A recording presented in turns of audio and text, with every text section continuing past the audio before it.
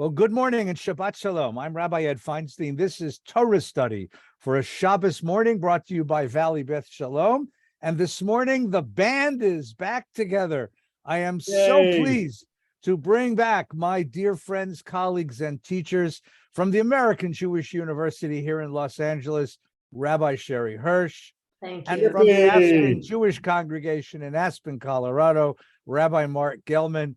Friends, it's wonderful to see you and wonderful to share a few minutes with you before we prepare for the holiday. This morning, of course, Parshat Nitzavim, we stand before God, all of us together, says the Torah, and enter into a covenant.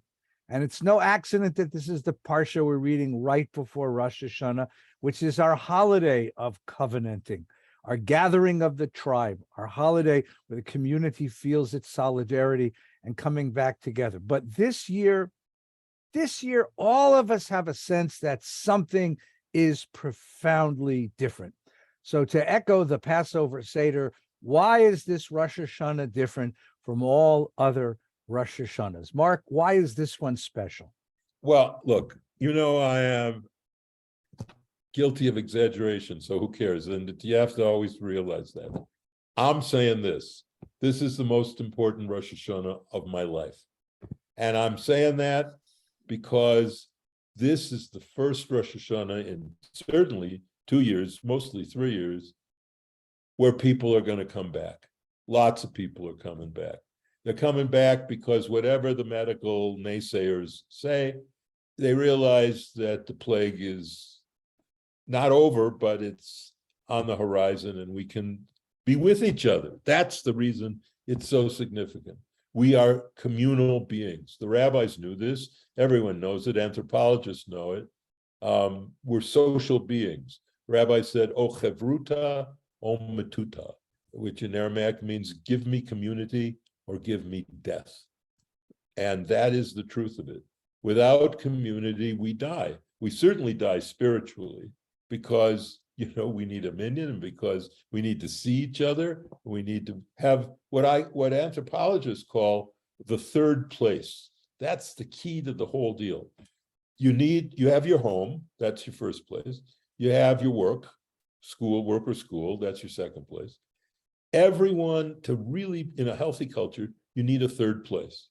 In Ireland, the pub is like the third place for a lot of people. Back on the Lower East Side, it was the Schwitz. You'd go because you didn't have it in the tenement house. You're seriously dating yourself, but okay. Well, yeah, it's fine. That's fine. But so maybe it's the country club now. Maybe it's whatever it is, which is your third place. But for a lot of people, and for shul people like us, your shul is your third place. It's where you meet people. It's where you know people. You learn, you study. You have some kechel. Okay, you're connected. You're together. And that's why this Rosh Hashanah is the most important. We're together again. Sherry, what makes this Rosh Hashanah different? I could not, I hear you, Mark, but I could not disagree more. I actually think that the high holidays were a line in the sand for many years. Even if you weren't religious, even if you did nothing else, even if you ate shrimp, you went for those 3 days to hear the rabbi's sermon. And what COVID did is it disrupted that pattern. And now people are debating whether to go or not. Now, I can tell you where I land on the debate. I absolutely could not agree with you more that community is essential. And now more than ever, it's important to go. That I agree with you. But I don't think that general ethos is, I want to go running back to shul. I think people are using the excuse that COVID is still very active and alive, and that is true. The difference is that we don't die from it now, or most of us will not die from it now. I don't want to make any medical pronouncements, God willing, none of us will. But the real issue now is people are like, how do I acknowledge this holiday, even if I don't choose to go to synagogue? And I, again, want to interject, go to synagogue, go be with community. It's one of those things that it's like the gym. You go, you drag your feet, you don't really want to go, you don't feel motivated, but when you go, afterward, you're like, God, why did I even debate that? Of course I wanted to go because I saw all my friends and connected and I felt whole and I felt spiritual, but the debate is alive and well for people. Do I go? Do I not go? And the surface excuse is COVID. But I think there's a lot of other excuses. Oh, I can get the sermon online. Oh, do I really have to listen to a sermon? Oh, does it really matter if I go for 3 days? And I think this year is the year of the debate rather than this is the year of the great comeback. I think this is the year of I'm not forced to stay at home. I have a choice, but I'm not sure what choice to make. I want to just depart from that whole debate about coming back together and suggest slightly different angle on Rosh Hashanah. I have a sense, and I wonder if you have the same thing. There's tremendous anxiety in the air. There's a tremendous sense that politics is failing us. There's a tremendous sense that climate change is coming much faster than we thought it was. There's a tremendous sense that there's an impending economic doom. In economic sense, yeah. On the one hand, there's a fear of what's coming. And at the same time, I also get a sense that people are sort of like we sort of have all the toys we need. And there really isn't anything material that's going to make me feel better inside and solve this deep anxiety that I'm feeling. And I think when people feel that kind of anxiety, it's what I call an existential anxiety, meaning we're looking for a sense of purpose. We're looking for a sense of I belong in the world, some kind of affirmation, a deep redemption from the loneliness that we suffer. I think that people are coming back to shul looking for truth, looking for a truth that can guide me through a tough time. There's a sense that we've just lived through a very, very prosperous and free and quiet time in our lives, and that may be coming to an end. That in fact, the decades of prosperity and relative civil peace and relative civil opportunities may be coming to an end, and that was a bubble. And now we're coming back to a little more normal history of things that are threatening and things that are difficult. And I think people are coming to look for some sustenance, some strength, something to hold on to, something to trust in the course of this. And I feel that spiritual unease in the community. I think that's what makes this Rosh Hashanah so interesting. So let's take a look now at the Rosh Hashanah itself. We're all going to be coming back. We'll be coming back to synagogue. And whether you'll be on synagogue in person or whether you'll be online virtually, we're going to open up this book called the Machzor. And the Machzor is a vast compendium of prayer and poetry and reflection and learning that the tradition has put together in order to guide our thinking and guide our development through this time of year.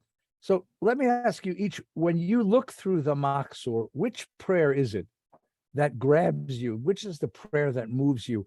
Which is the poetry that touches your soul this time of year? Mark, you want to start? Yeah, for me, it's Ki ein banu ma'asim. We say that a variety of prayers in it. It's a coda.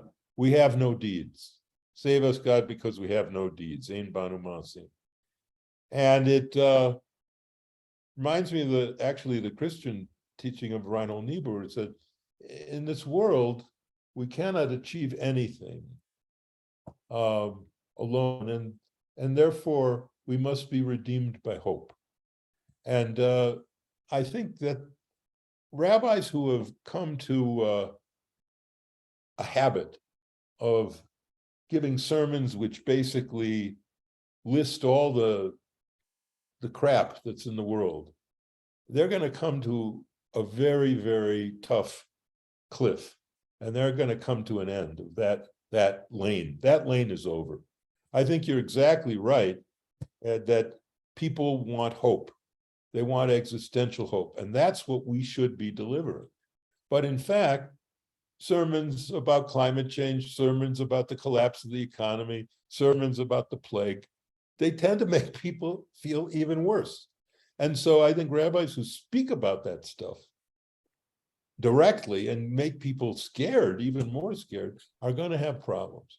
I think the ones who are going to succeed in meeting the needs, the spiritual needs of their congregation, are the ones who really can find a kernel of hope and say, look,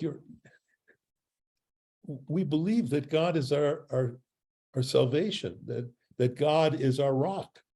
Tzuri v'goali, that there's a truth to that, and that we're not alone, we're accompanied in this life, and we're accompanied by each other, but we're also accompanied by a God who walks with us and is with us in the valley of the shadow and all the ways that God is with us. And that's what we're here to teach. That's what we're here to deliver. That's why, I give sermons about life after death whenever I can, because it's the ultimate hope that death is not the end of us. So I think there is a change, Sherry, I agree with you. I think there's a lot of introspection. I think there's a lot of questioning about what is the value proposition of my synagogue, to speak in a more business language. What am I getting from the shul? And if what I'm getting is constant diatribes about political affairs or about the state of the world going down the tubes, I don't need to hear that. I can turn on the news and hear that. What I need is someone to make me feel that tomorrow will be a better day, Scarlett. And that's what I think rabbis who deliver that are going to be happy, and their congregations are going to be happy during this season of joy. Mark, let me probe this just a second, because I want to get a little more detail. So since the last generation or two, rabbis stopped talking about God. Part of it was the Holocaust. Part of it was our secularization. Yes. The Pew study tells us that Jews are the most secular, least believing community. We're proud to be Jewish, but not in a religious sense. Correct. Do you think the time has come for rabbis to talk God language? And do you think are Jews ready to hear it? That's the question. Well, that's the big question. Look, for me, there's an even more important question, and that is, do rabbis believe it? Not whether the people believe it, but do the rabbis believe it? When I ask rabbis, when was the last time you gave a sermon or a eulogy even about life after death, or Moshe's going to the Olam Haba? When was the last time you did that? I mean, I was struck during the whole pageant. I think you just froze. This week, the Queen's funeral reminded me of how important it is to stick to our fundamental beliefs that death is not the end of us. Every single clergy person who spoke at her funeral, everyone had one theme. She had a life of service, and her soul is going to heaven now.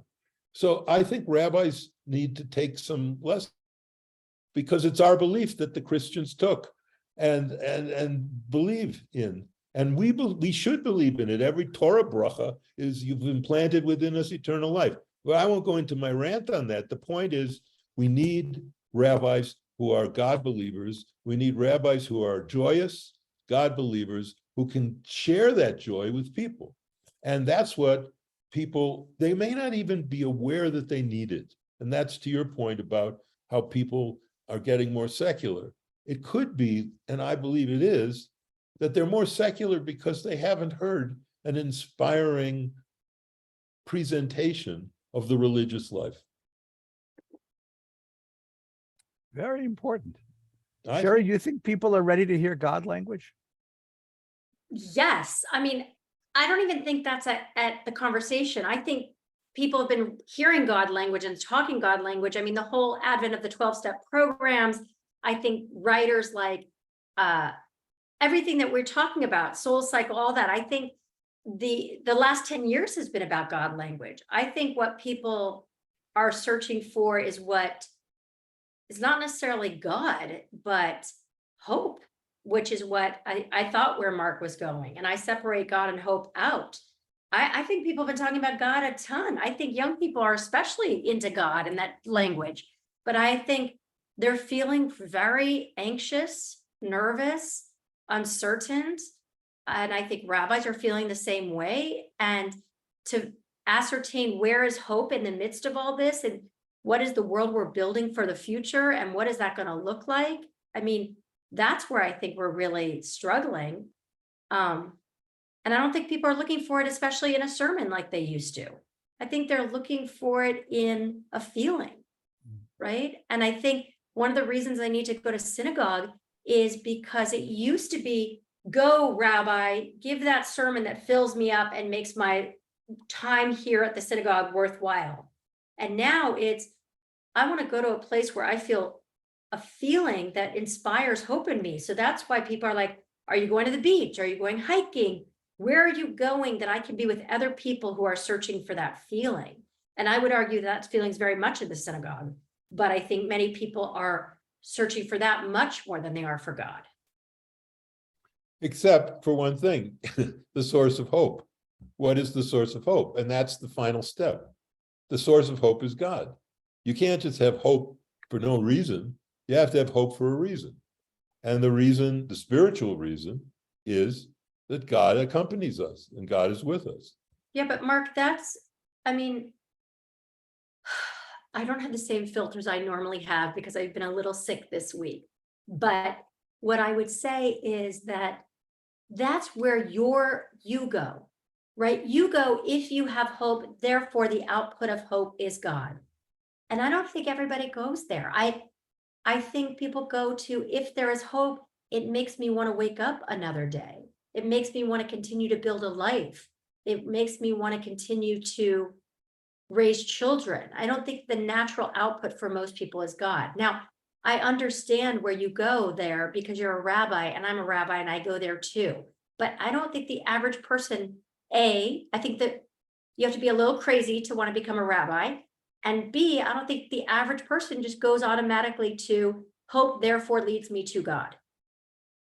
So Sherry, let me go back to the original question, which was, we opened the Machzor with all of its God language and everything else. Which prayer touches you?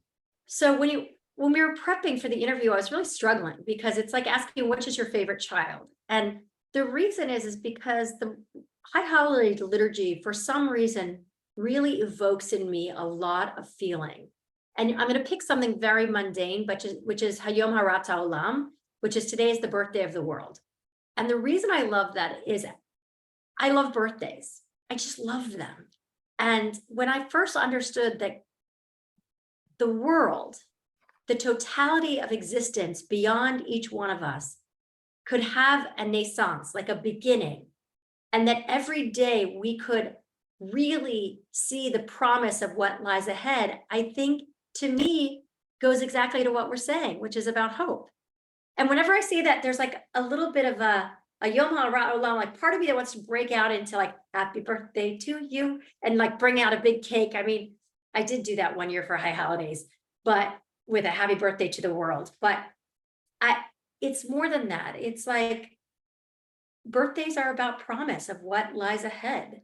And they're also a reflection on what came from behind. And that's what I love the holidays. And that's what I think the holidays are central. So You, Eddie? I'm gonna vote for the classic prayer of the holiday called Una Tana Tokef. It is the scariest prayer.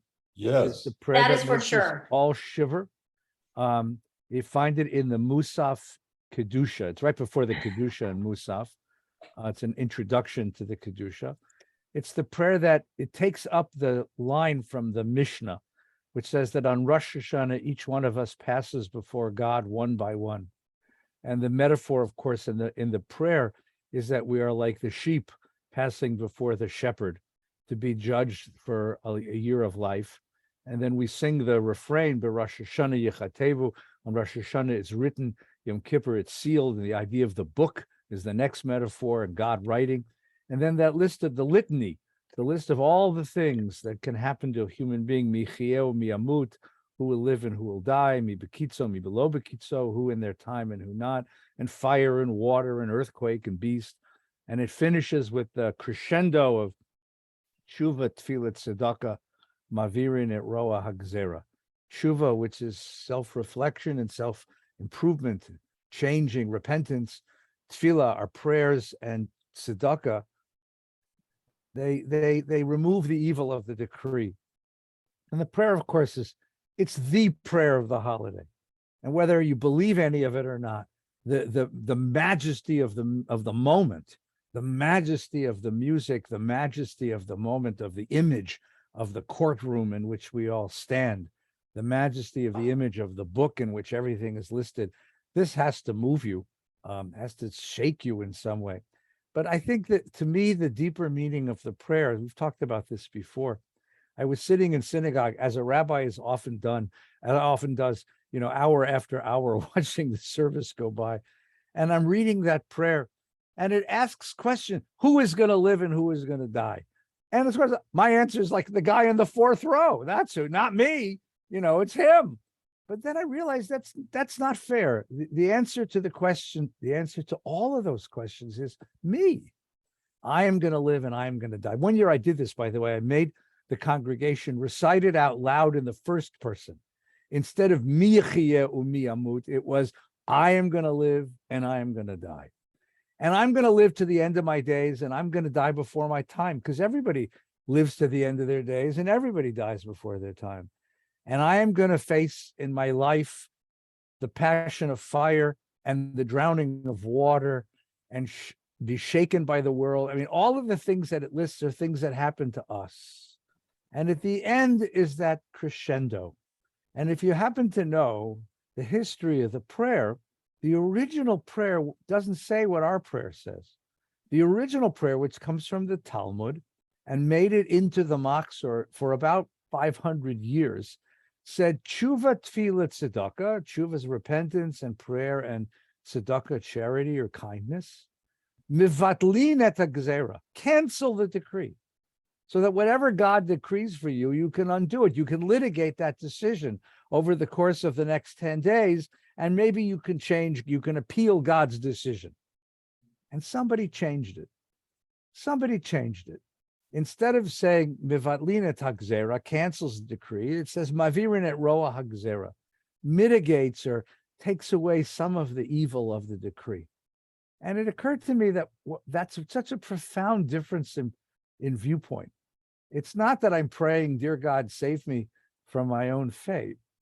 What I'm saying is I recognize that as a human being, the most important things about me, I have no control over. When I'll be born, and when I was born, and when I'll die, and whether I'll be rich or poor, whether I'll be sick or in health, what will happen to me. There's so much in life which is beyond our control, but there's three things we control. Tshuva means we control our own character. Tefillah means we can gather a community together and share the human condition. And tzedakah means we can make each other's lives a little easier. And the gezeirah, that word, the decree, isn't a personal decree on what happens to Feinstein or what happens to Gellman or Hirsch this year. The decree is being human, being a creature who is fully conscious of our lives, and yet we know that we don't control everything, right? And part of this, of course, Sherry, Mark, you'll appreciate this. I think that you gain a new awareness of this when you have kids. Because my life, right, what happens to me, but don't let anything happen to my kid, because we love these children. We love them with all of our hearts, but we can't control them. We can't protect them every moment, right? And that's what the tefillah says. This is what it means to be a human being, and this is the way that we respond to it. And I think that's such a profound statement that we hear every year. Every year I argue with it. Every year I yell at it. My mother, blessed, my mother used to leave the shul. She mamish would leave the shul during that prayer. I used to say, Mom, where are you going? She said, I'm going to the kitchen. I said, Mom, there's no oneg. You don't have to go put cookies on tray. I'm going to the kitchen, she'd say. She couldn't hear it. Too many of her family died in the Holocaust to hear that prayer. So I tried to teach her what I think it means. She argued with it every day of her life. I argue with it, but it's such a powerful, powerful statement. So that's my favorite tefillah of the holiday.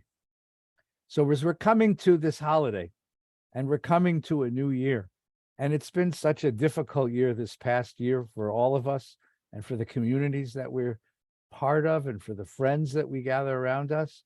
Let me ask you for a yontif blessing, a yontif wish. What do you hope? What do you hope the new year brings? Mark, you want to start? What do you hope? Sherry, you go first. I got a thing at the end. Okay, Sherry, Go what, to sing at the, well, I mean, many people do not know this, but I've had a bit of a medical year. And so if I start with myself, I would say just health. And I've never said that before. And I have to tell you, every year when people say that, I roll my eyes. I'm like, come on, do something better. But because it has been a bit of a medical year, it's really reinforced to me the value of health and how much it's easy to take it for granted. What I'd also love in the world is more humility, that I'd love to see people feel less right and much more humble as they walk through the world. My hope is also that people find a new meaning in Judaism. Like there's so many changes going on with identity and institutions and Jewish thought and denominations. I think people feel as fragmented in their Judaism as they do in the larger world. And I would hope that people can start to refine that home for themselves in Judaism, whatever that looks like.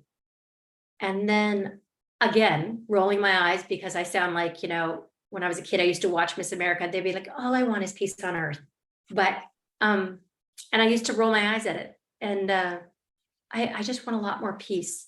I think internally, externally, between people in the world, there's just feels like there's just a lot of dissonance. And so I'm going to go old school this year. Health, peace, humility, keeping it really basic. that's beautiful. Thank you. Mark, you got something? Amen, Sherry. Yeah. My favorite poem by my favorite poet, Mary Oliver, called The Journey. Oh, I love that poem. Good.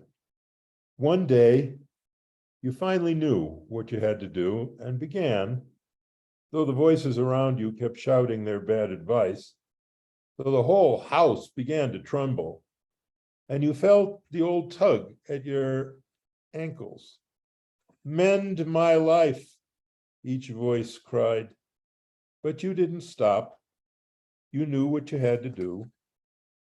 Though the wind pried with its stiff fingers at the very foundations, though their melancholy was terrible, it was already late enough, and a wild night, and the road full of fallen branches and stones. But little by little, as you left their voices behind, the stars began to burn through the sheets of clouds, and there was a new voice, which you slowly recognized as your own, that kept you company as you strode deeper and deeper into the world, determined to do the only thing you could do, determined to save the only life you could save. Thank you. That's beautiful. That's just beautiful. So Mark and Sherry and I share a belief in angels.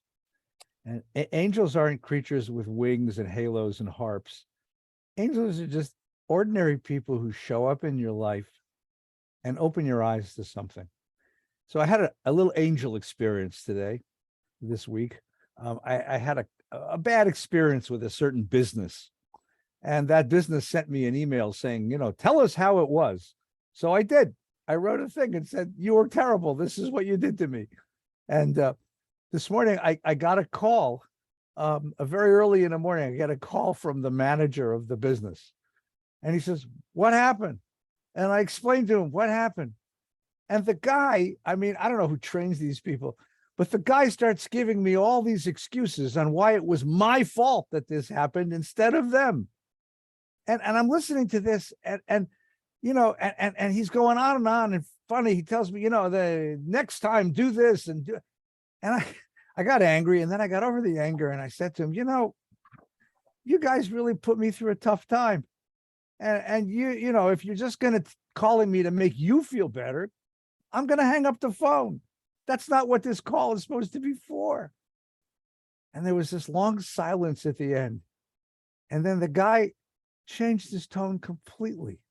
And he said to me, oh my God, you're right. I'm so sorry. I'm so sorry this happened to you.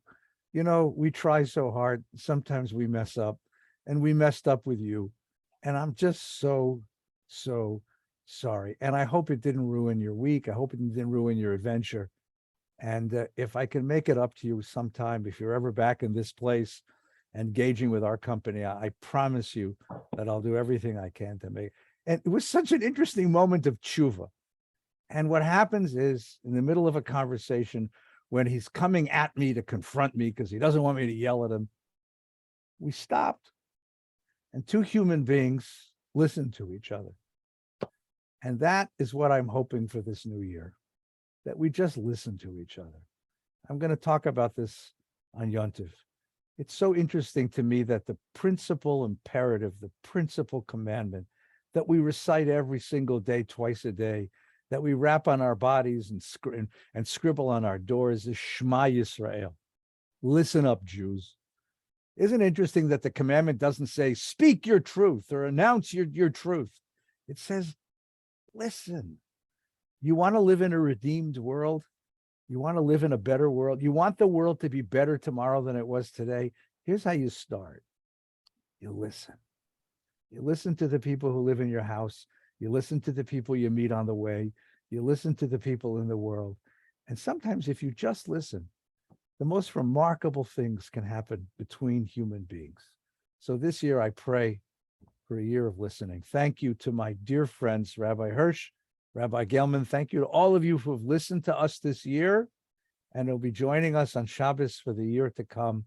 Thank you so much for sharing our Torah and sharing our new year.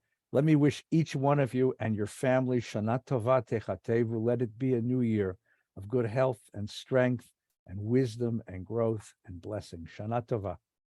Shana Tova. Natova.